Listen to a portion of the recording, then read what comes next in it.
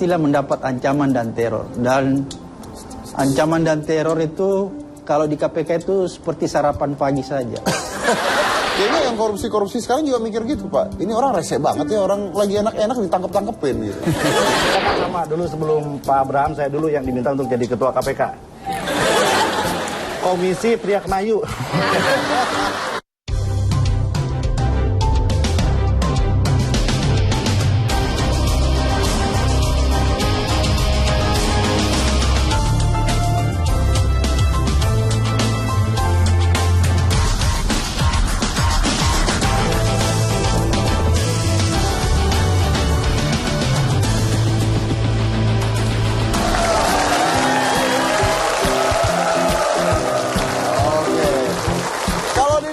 Musik yang dimainkan sama Anu udah jelas bahwa ini adalah hitam putih spesial Hari Kebangkitan Nasional. Jadi di Hari Kebangkitan Nasional ini kita harus peka terhadap apa saja yang membangun bangsa Indonesia ataupun yang meruntuhkan bangsa Indonesia. Anda, saya tangkap karena korupsi. Korupsi apa, Mas? Anda korupsi. Gaji nggak mungkin. Gaji nggak bisa ya? Nggak bisa dikorupsi, Mas. Pakai gajinya kecil, masa dikorupsi? Kenapa harus gini dulu? Nandain. Gaji nggak mungkin. Gaji nggak mungkin. Piano mungkin. Piano nggak mungkin. Punya orang. Punya orang. Ketahuan nggak ada piano. Tapi Anda saya tangkap karena ada korupsi. Korupsi apa lagi? Anda mengkorupsi tinggi badan Anda, sehingga Anda tetap laku. Kalau itu agak iya. Nah, ya kan, korupsi kan? Anda nggak tinggi-tinggi, Anda mengkorupsi tinggi badan. Kalau Anda tinggi, Anda nggak laku. Iya, jadi Mas. Anda mengkorupsi untuk keuntungan, Anda merugikan negara. Saya menguntungkan hitam putih, Mas. Biar laku juga. Tapi saya mau mengundang ini, kalau kita bicara tentang korupsi, saya mengundang seseorang yang sangat amat berperan di dalam bidang mengkorup di Indonesia. Siapa dia? Kita lihat dulu. Ini adalah dia. Saya nggak perlu diminta mundur. 1 tahun, kalau saya tidak bisa berbuat apa-apa di KPK, saya jauh-jauh datang dari Makassar ini. Saya akan mundur dengan sendirinya. Kita semua sudah menyaksikan apa yang terjadi pada hari ini. Kalian bisa melihat ada sekumpulan orang-orang, apa yang boleh dikatakan oknum-oknum yang tidak bertanggung jawab, yang ingin menghabisi KPK secara perlahan-lahan. Abraham Samad, pria kelahiran Makassar 27 November 1966 ini merupakan sosok aktivis anti korupsi. Di usianya yang masih tergolong muda, Abraham sudah bisa menjabat sebagai Ketua Komisi Pemberantasan Korupsi. Tindakannya yang tegas dan berani seringkali membuat sosoknya dikagumi banyak pihak, sekaligus menjadi ancaman bagi para koruptor yang keberadaannya belum terungkap.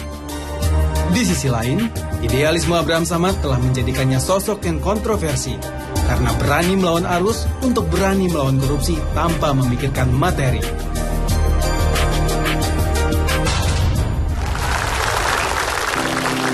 Oke, langsung saja kita akan mengundang, ini adalah Ketua KPK Abraham Samad.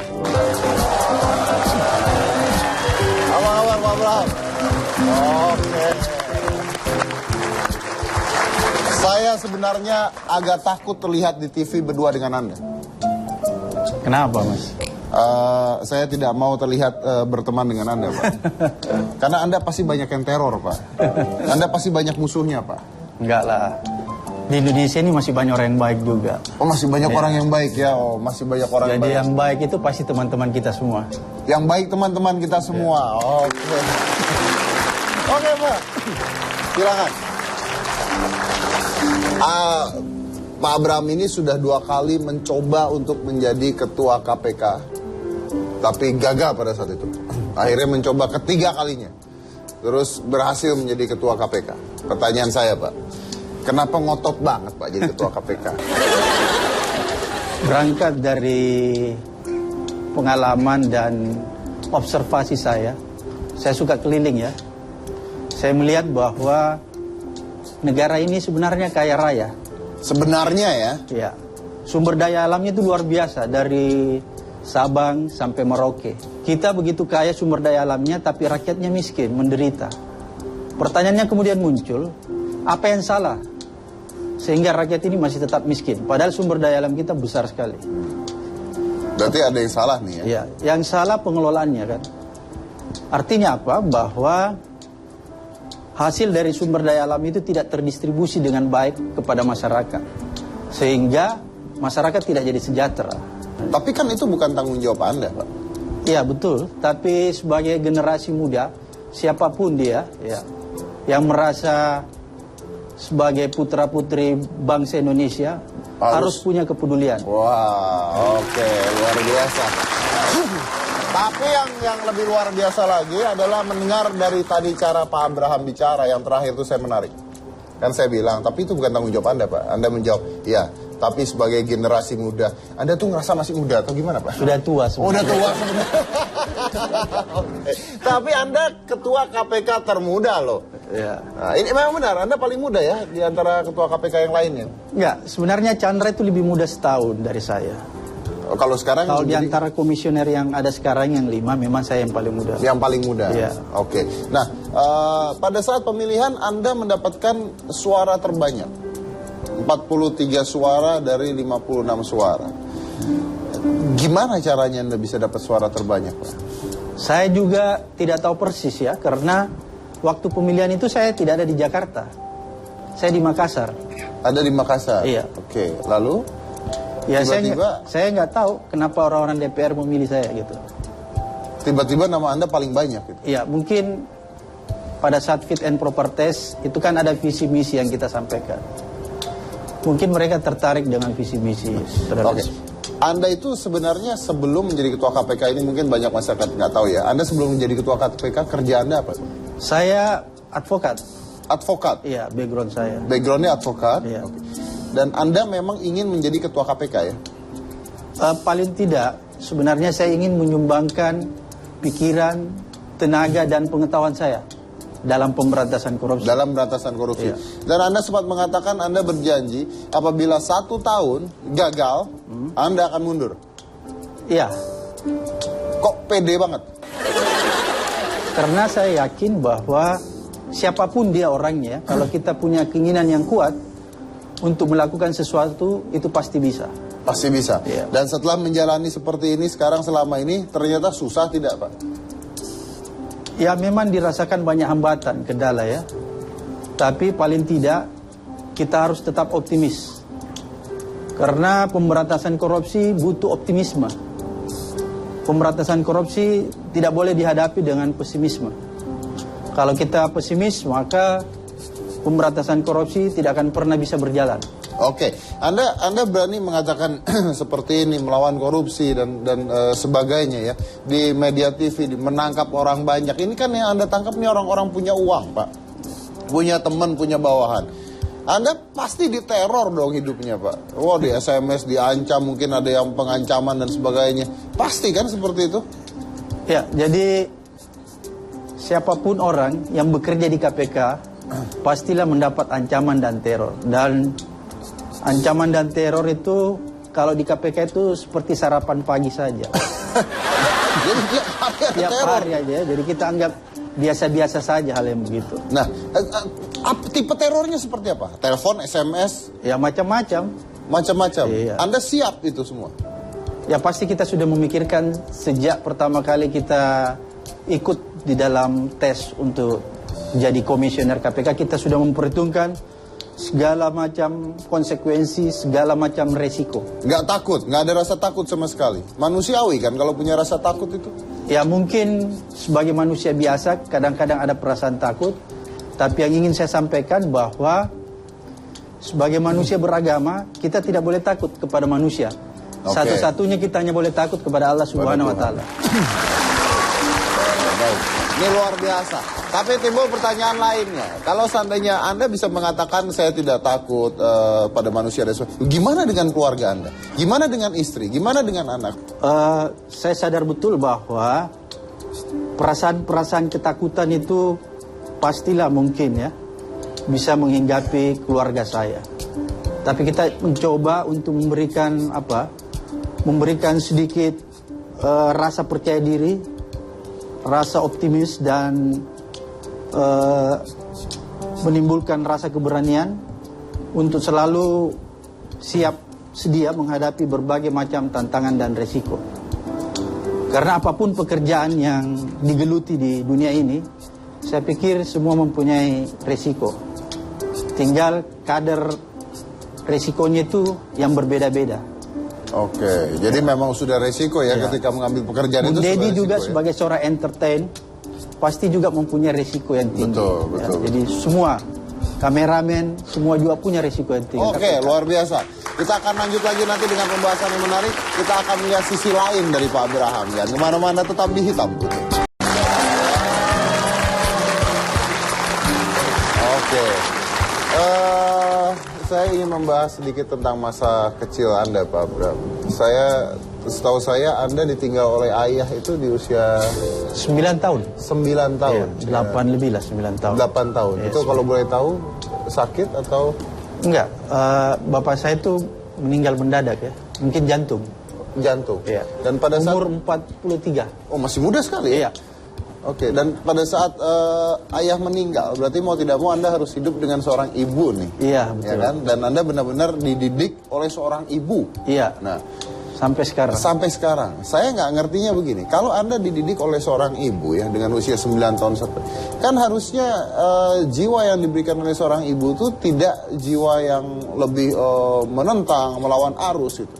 Kenapa saya bisa melihat Anda berani menentang arus? Apa nih korelasi ibu Anda yang diberikan pada Anda? Mungkin gen saya ya. Karena bapak saya itu seorang tentara pejuang. Tapi adakah pengaruh dari ibu untuk Anda? Sangat berpengaruh. Sangat berpengaruh. Dalam hal apa nih? Ibu saya menurut saya ini adalah wanita yang luar biasa. Ya. Karena ketika bapak saya meninggal usianya masih 38 tahun.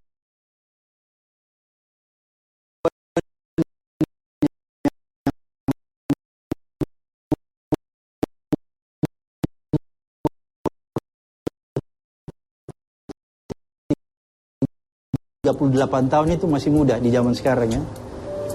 Dan saya kembali membayangkan ketika ibu saya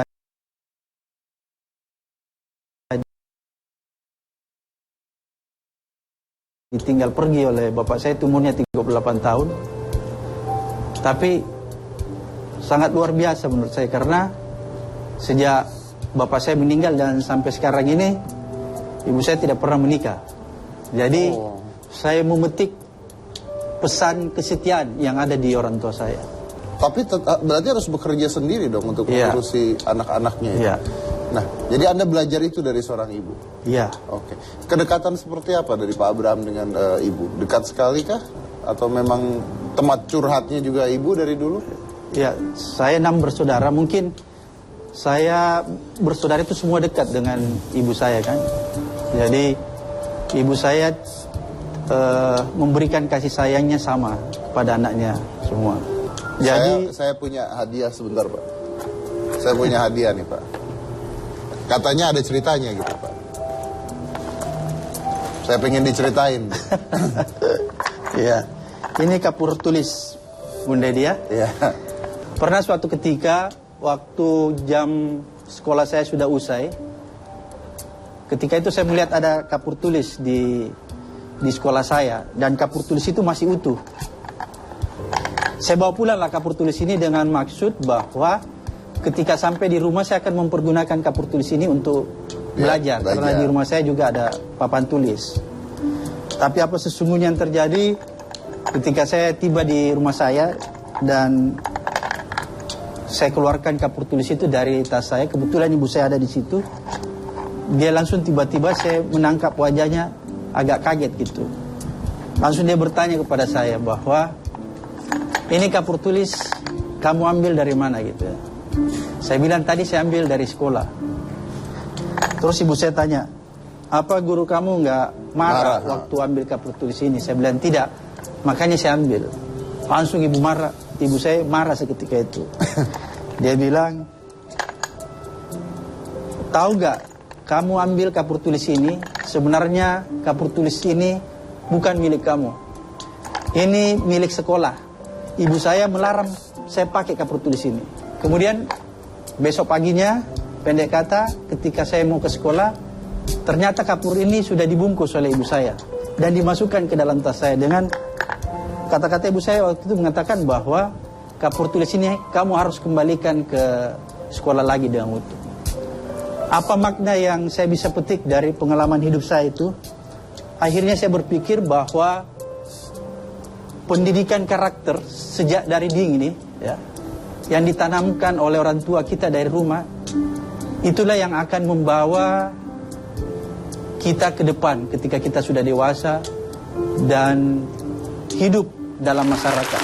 Nah, tapi begini, ini ada sebuah kontradiksi yang saya tahu di hidup Pak Abraham. Anda kan mengatakan bahwa diajarkan seperti ini, mencuri tidak benar dan sebagainya. Tapi yang saya tahu bahwa Anda ini SMA sering tawuran, Pak. Jadi begini Bunda. Nah, gimana itu? Bukan tawuran. Kalau tawuran itu kan kesannya negatif. Saya ini begini. Di Makassar dulu itu ya. Kalau kita seorang laki-laki itu, tolak ukur kejantanan seorang laki-laki itu, dia jago berantem. Sebenarnya saya banyak terlibat perkelahian secara individu begitu. Rata-rata bukan persoalan saya sebenarnya. Saya tidak senang lihat ketika ada orang mungkin dalam arti fisik tidak terlalu mendukung dia sehingga dia bisa dijajah, ya, bisa ditaklukkan. Oleh karena itulah saya banyak berkelahi, bukan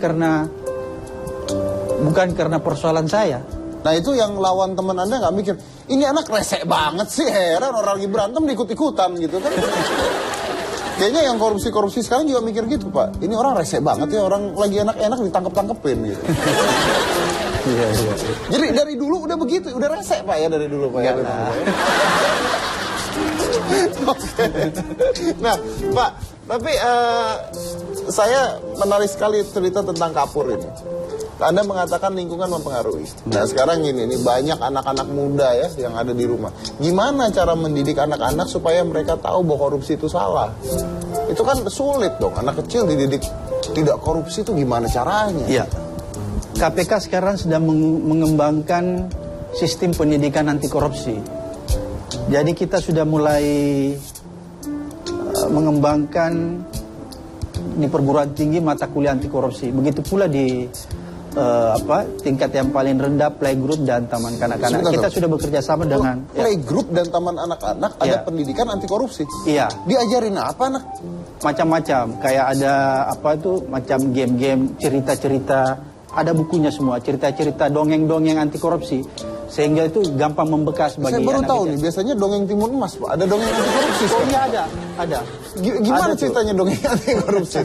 Ya jadi ada dongeng-dongeng anti korupsi karena kita berharap bahwa suatu ketika kita bisa mencetak, menghasilkan anak-anak generasi muda yang tangguh, generasi muda yang punya integritas kuat. Karena kita sangat prihatin, Bung Deddy, melihat fenomena korupsi sekarang ada pergeseran. Jadi ada semacam regenerasi korupsi. Jadi bukan saja korupsi itu sekarang dilakukan oleh orang-orang generasi di atas kita, orang tua. Tapi kalau kita lihat fenomena sekarang, banyak pelaku korupsi itu datang dari generasi yang lebih muda. Tapi begini Pak, saya tahu bahwa kita tidak bisa menyenangkan banyak orang. Tapi di luar juga akhirnya tindakan Anda atau KPK ini juga mendapatkan nilai jelek oleh sekelompok orang yang mengatakan bahwa KPK ini adalah ladang korupsi baru. Pernah dengar ya? Pasti ya. Nah itu gimana itu Pak menanggapi hal tersebut? Jadi wajar saja menurut saya ya, kritikan, cacian, makian itu kita harus terima untuk bisa lebih mengevaluasi.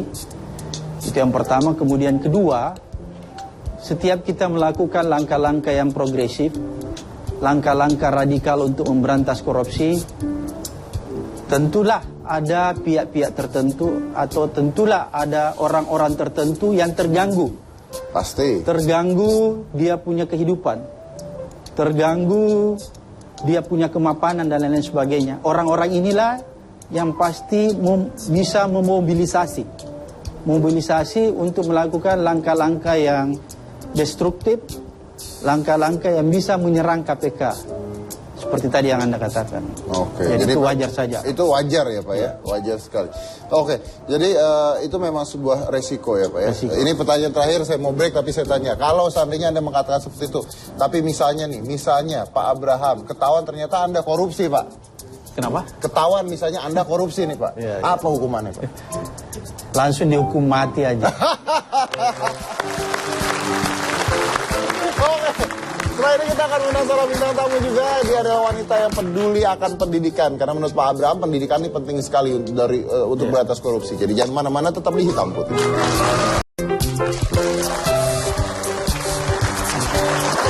Saya tuh juga sering sekali bermasalah Pak ya dengan pendidikan di Indonesia gitu. Menurut saya banyak sekali hal-hal yang bisa dirubah dari pola pendidikan di Indonesia ini.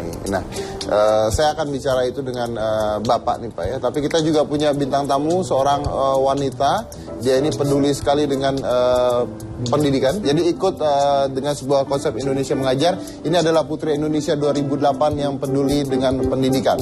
Kita undang saja langsung Sivana Leticia. Apa kabar? Apa kabar? Baik. Oke. Silakan. Pak. Oke, gimana? Ini kita bicara tentang pendidikan nih ya. Anda kan ikut Indonesia Mengajar ya. Kelas inspirasi. Kelas waktu itu inspirasi, namanya. betul. Kelas inspirasi. Gimana menurut Sivana sendiri pendidikan di Indonesia itu sudah benar atau belum?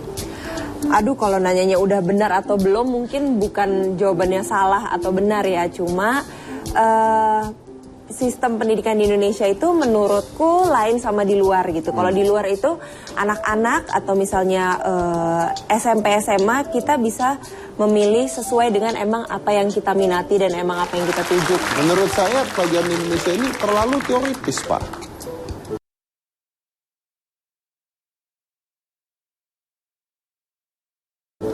Mungkin saya salah gitu, tapi dulu kan ada seingat saya dulu ada menghafal nama gubernur setiap begitu gitu ya. Akhirnya agak melupakan tentang menciptakan pribadi-pribadi yang baik gitu. Gimana kalau menurut Pak? Kita lebih dia pintar. Jadi faktor kognitifnya yang diutamakan.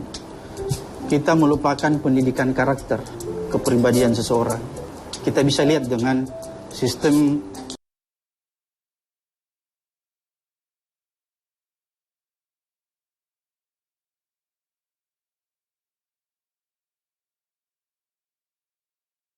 bisa dikatakan lulus.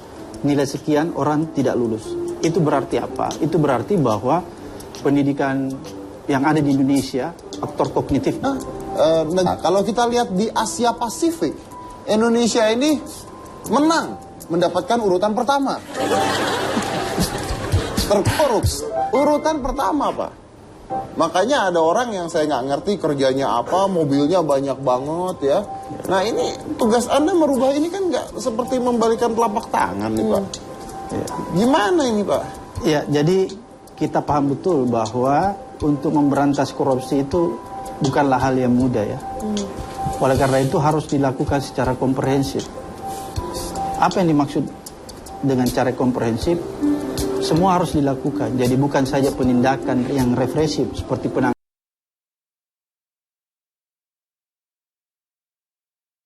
penahanan, kemudian membawa orang ke pengadilan. Bukan itu saja pendekatannya, tapi ada pendekatan-pendekatan lain. Pendekatan lewat pendidikan, kampanye, menanamkan budaya, value anti korupsi di tengah-tengah masyarakat kita.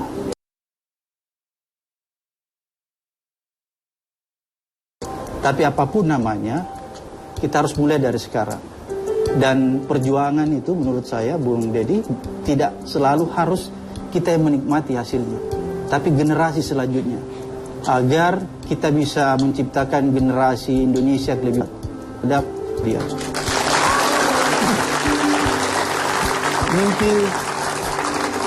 Saya punya mimpi besar, Bung Deddy, sama teman-teman di KPK. Saya selalu bermimpi bahwa ketika kita melakukan langkah-langkah pemberantasan korupsi dengan melakukan pendekatan berbagai macam cara, mulai dari pendidikan dan lain sebagainya, maka mimpi kita itu bahwa suatu ketika akan datang sebuah generasi, dan ketika generasi itu datang, maka ketika generasi itu sudah tercipta dan kita bertanya kepada generasi itu bahwa kamu tahu nggak apa yang dinamakan korupsi? Apa yang dinamakan korupsi? Maka orang-orang yang ada pada generasi itu dia akan menjawab, dia akan terkaget-kaget mendengar kata korupsi, dan dia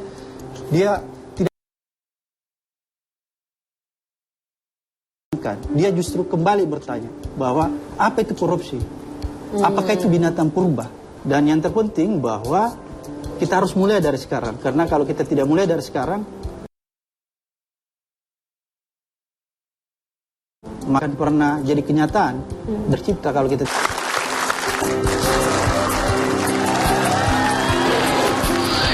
Anda sampai nyimpan-nyimpan foto di kamar gitu, Pak? Di kamar sih enggak, tapi senyumnya ada di hati saya. Waduh. Oke, sebelum kita mulai, kita akan lihat dulu. Ini adalah sebuah tayangan beberapa kasus korupsi yang ada di Indonesia.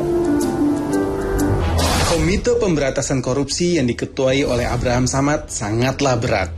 Terdata sampai pertengahan tahun 2013 ini, tak kurang dari puluhan kasus korupsi yang tak kunjung selesai.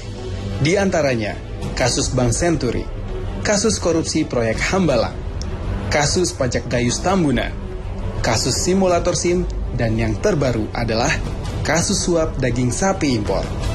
Mampukah KPK menyelesaikan PR ini? Oke. Luar biasa ya, banyak sekali ya. Pak, saya mau tanya dulu sebenarnya, ada nggak sih lini di Indonesia yang tidak terkorup sekarang?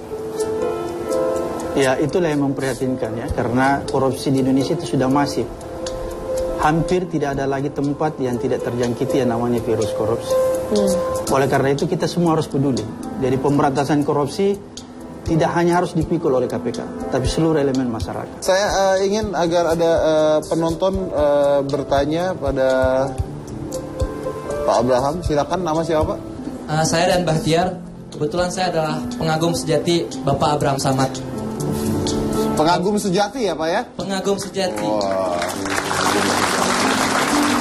Anda sampai nyimpan-nyimpan foto di kamar gitu, Pak? Di kamar sih enggak, tapi senyumnya ada di hati saya. Waduh. Pak, mungkin kalau Anda jalan berdua dengan dia nggak akan digosipin, Pak.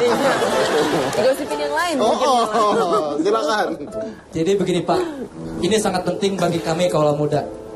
Seiring dengan semangat bangkitan nasional di hari ini, saya ingin bertanya kepada Bapak, apa sih petuah yang bisa Bapak berikan kepada kami masyarakat Indonesia, khususnya kaula muda, agar kita bisa tetap optimis dan terus semangat mengenai pemberantasan korupsi ini, Pak? Bahwa seperti yang kita tahu, kita semua masyarakat Indonesia ini sekarang sedang terjangkit virus yang bernama pesimisme. Sekian saja, Pak, seperti itu. Assalamualaikum warahmatullahi wabarakatuh. Ya, kalau kita memaknai hari kebangkitan itu harus kita bangkit dari berbagai macam keterpurukan, termasuk keterpurukan dalam penyakit korupsi yang kita alami di Indonesia. Kemudian yang kedua, kita harus mampu. Oke, saya menagih janji, saya ingin tahu berapa sih gaji ketua KPK, Pak? Biar saya. Oh iya. Ketua KPK. Yang jelas jauh di bawah honor Deddy Corbuzier. Bentar, honor saya berapa ya? Tapi sebenarnya ini dia, Anda digaji cukup tidak gitu deh? Begini, saya lebih melihat bahwa jadi ketua KPK itu adalah pengabdian ya, walaupun ini bahasa klise ya. Tapi saya melihat apa yang kita lakukan itu adalah sebagai ladang ibadah aja. Jadi kita melakukan pekerjaan ini adalah sebagai ibadah, sama ketika kita sholat. Jadi menurut saya kita tidak lagi bertanya bahwa apa yang diberikan negara kepada kita. Kita tidak pada posisi itu lagi. Walaupun kalau saya katakan gajinya tidak besar dan cukup untuk membiayai hidup kita yang sederhana. Oke, sama dengan gaji menteri? Ya, sama. Sama dengan gaji menteri ya. Terakhir Pak, saya mau tahu Pak, sebenarnya yang punya ketua kekuasaan ya, wewenang ya untuk memberikan hukuman tuh pada koruptor itu siapa sih? KPK.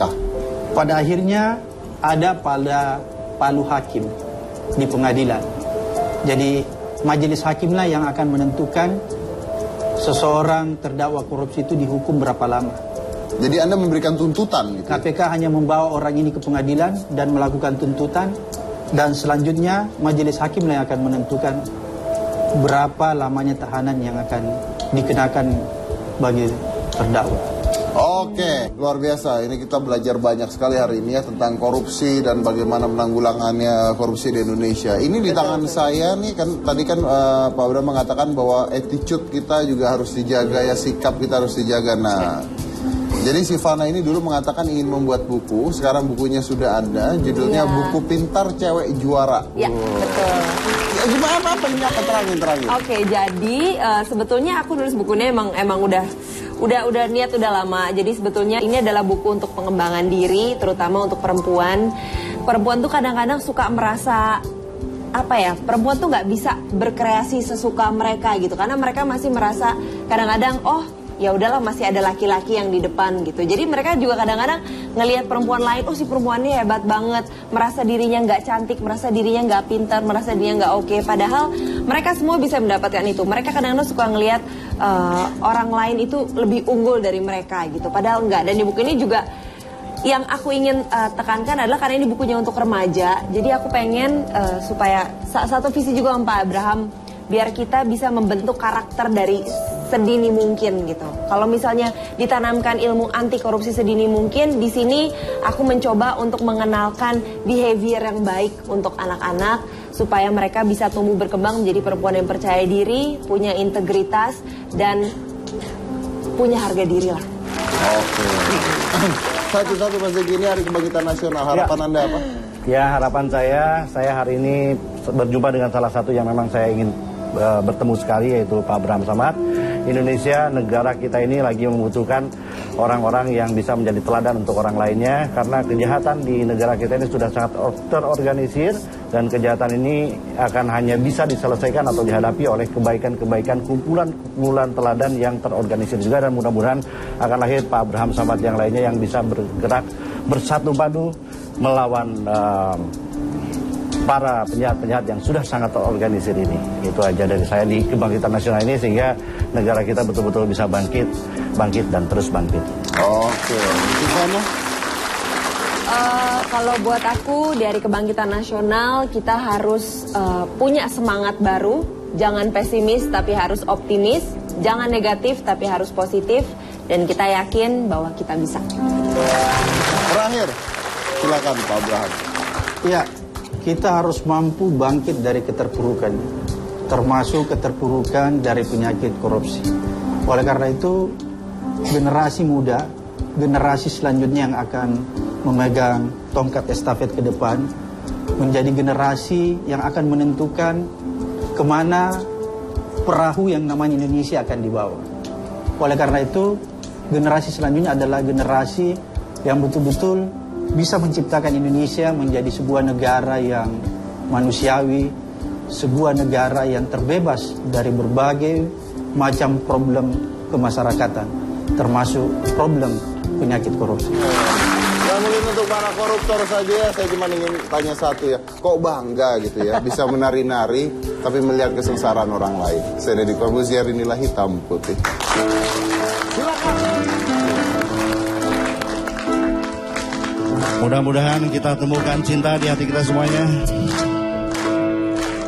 Kalau cinta sudah dibuang, jangan harap keadilan akan datang.